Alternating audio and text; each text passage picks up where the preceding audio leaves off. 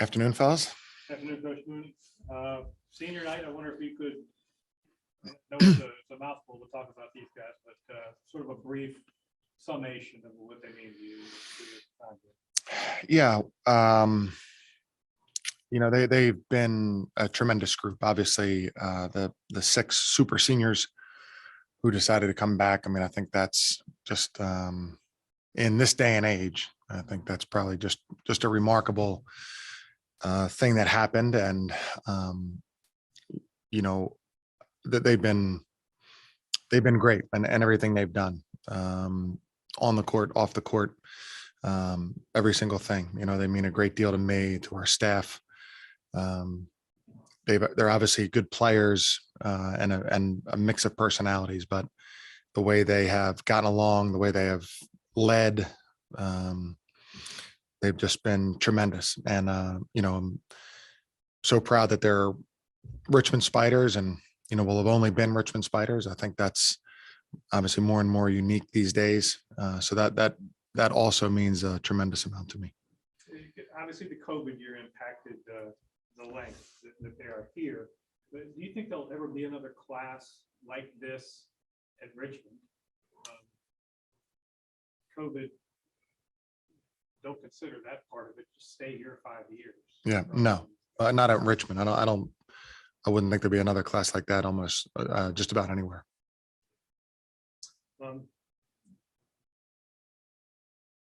There's been a great deal of achievement by this group and some disappointment. I wonder how you weigh all that to determine what this class is. Yeah, I mean, the most disappointing thing is the NCAA tournament was canceled, and the following season was, abnormal, right? I mean, that's the most disappointment. So, I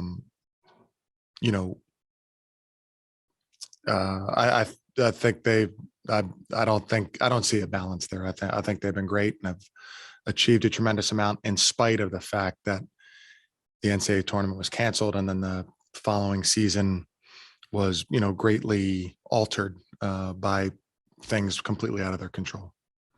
Does your relationship grow with these guys in different ways with them here so long? Yeah, for sure. I mean, I think, we're a program that has had 4- and 5-year guys. So the extra year is obviously much more like their 3rd and 4th year, or 4th and 5th year.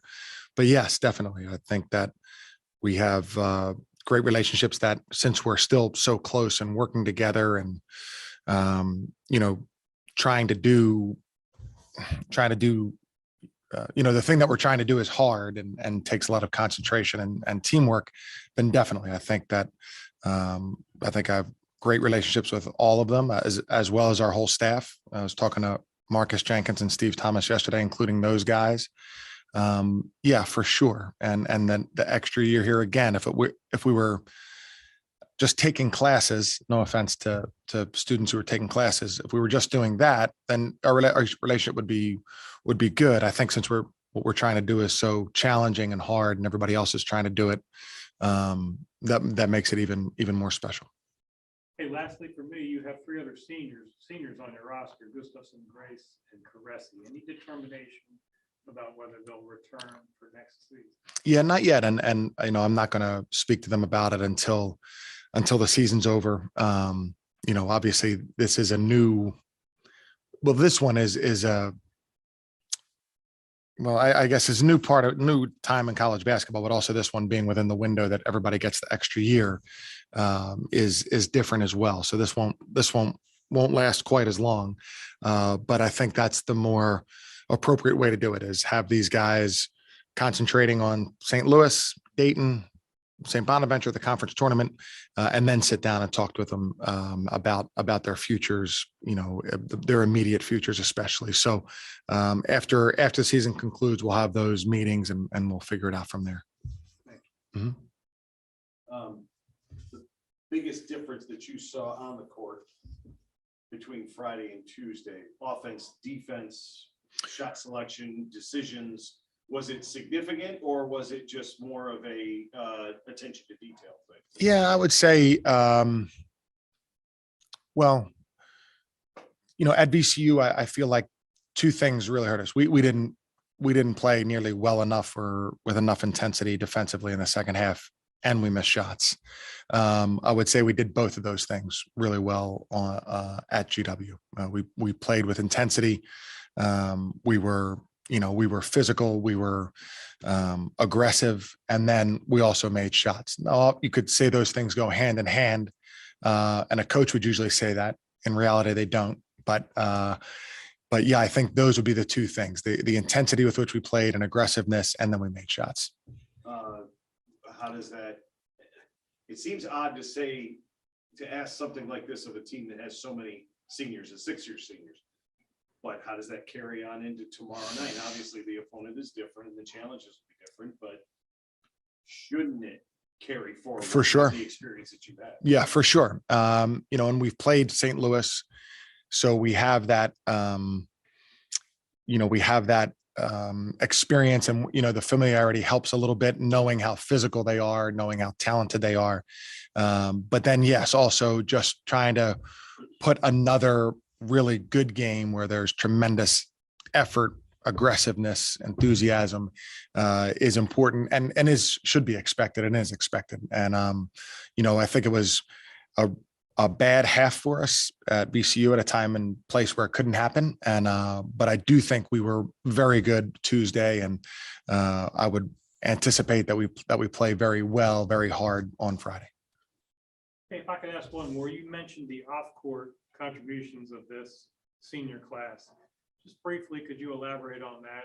Did you mean their conduct, community service? Yeah. School campus involvement? Yeah, a little bit of everything, John. They've been great ambassadors for our athletic program and basketball program. Obviously, they're recognizable guys, and they've been tremendous. The feedback that I've gotten from all faculty members, staff members, has always been positive and glowing. Yes, how they've been in the community. They've shown special attention to some young people in the community that are not so fortunate. They've really tried to do that. They've been great spokespersons for the university. All those things, I think at Richmond we're a little bit spoiled by, but this class has done that exceptionally well, as well as being great players. Jacob, could you start by maybe expressing general feeling heading into senior night on behalf of you, obviously, and maybe your fellow super seniors? Yeah, I think it'll be somewhat of an emotional night. Everybody's families will probably be there. It's not our last home game in Robbins, which is a little weird that senior night's not that night. But, it's a Friday night game against a team who's already beat us, a good team in the conference. So, we're excited.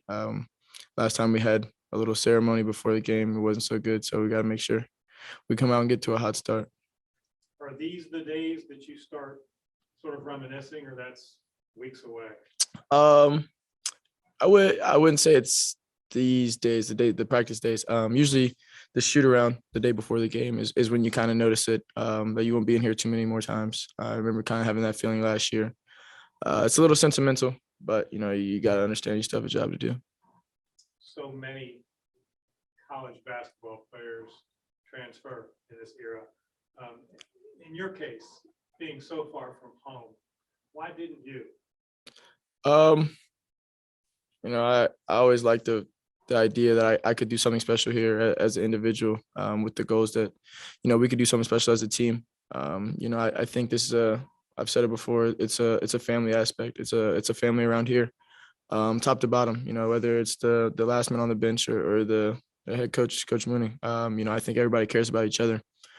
So for me, that was a huge part. And lastly, you've expressed your loyalty for Coach previously, and I wonder how that's developed as the years have gone on and as you head into the final phase of it. Yeah, no, that's my guy. I'll stand by his side through thick and thin. He's been by my side through thick and thin. That's all you can ask for as a coach, to have your back as a person, not just a basketball player. And I think he does that for everybody, but, I think we have a really good relationship. And, he means the world to me for sure. Coach had said there were discussions, conversations throughout the program after the VCU game. And then Tuesday night, you guys go out with the performance you had at GW. What did you guys talk about amongst yourselves after what happened at VCU to get things righted around and, hopefully moving forward against St. Louis as well? I think the biggest talk was that it was embarrassing. I think it was embarrassing on campus. It was embarrassing around the city of Richmond. To be up 8 with 2 minutes left, similar to what happened at GW at the end of the first half. We have a pretty good lead at the end of the first half. That was the biggest talk that, I was trying to preach to the team, is that we got to finish halves better. And I think if we finish that half at VCU better, it may be a different result. And then, we didn't have a good one against GW, so we got to make sure we have one the next game. But, at the end of the day, he challenged us. You gotta be trying to not spiral, but progress uphill. You want to be playing your best basketball going into the tournament, because that's all that matters to us right now. So we're trying to figure it out. How much different are the two teams that will meet here tomorrow night than they were in the first meeting? Because it was kind of a while ago, considering, conference play usually are a little bit closer together. Yeah. I would say not too different. Obviously I think they're playing pretty well. I think our game against GW was pretty good for us, to finally make some shots. But at the end of the day, our MOs are the same. They do what they do. They crash the glass. They play tough. We got to come out and make shots. So, we're pretty familiar with their style of basketball. I think they're pretty familiar with us. So it's going to come down to who's going to play better. And this will give you obviously a real good window into what it's going to take to win 3 games in 3 days or 4 games in 4 days up in DC, because I think 5 of your last 6 opponents were all ahead of you in the standings, or 4 of your last 5, something like that. So everything's laid right out for you. There's no surprises. This will get everybody ready for DC. Yeah, no, for sure. At the end of the day, it doesn't really matter who you're going to play in DC. Everybody's going to give their best. Neutral court, nobody has a familiarity with it. So at the end of the day, you're going to compete against whoever. You just got to come out and play. And so at the end of the day, the standings and the wherever seed you are, it doesn't matter too much. You got to go out there and win the game that you have. What's the best thing that the Billikens do? I want to say rebound. I think that's the obvious answer. Last game we out rebounded them though, so and still found a way to lose. I think last game they hit timely buckets against us. We got to find a way to get stops. They move well without the ball. They have a good point guard. They have a good coach. They're a good team. There are a lot of good point guards in this league. Do you find yourself kind of checking out your matchup each game? I know you'll be on Collins some, you won't be on him. It seems like every night almost there's another really good point guard. Yeah, the league's full of good guards. It's always been that way since I got here, which was forever ago. But there's always been good guards. You look at your matchup. I don't find myself checking to see how they did the night before or who they played against last. I'm pretty comfortable and confident in myself and my ability, so I'm going to go out there and compete. You broke another record Tuesday night, the Atlantic 10 assist record.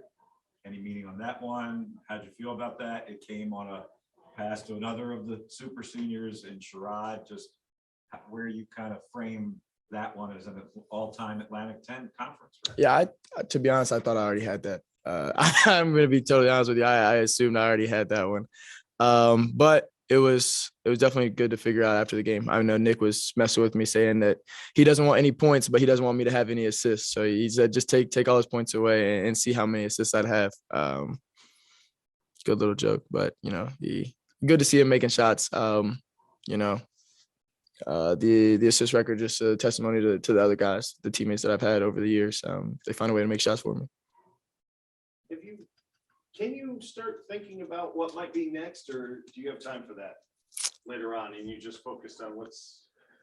Yeah, no, I try not to think about it. I think it's pretty stressful, but at the same time, I have a job to do here, a duty. It's kind of what's expected of me here, just to focus on the next game.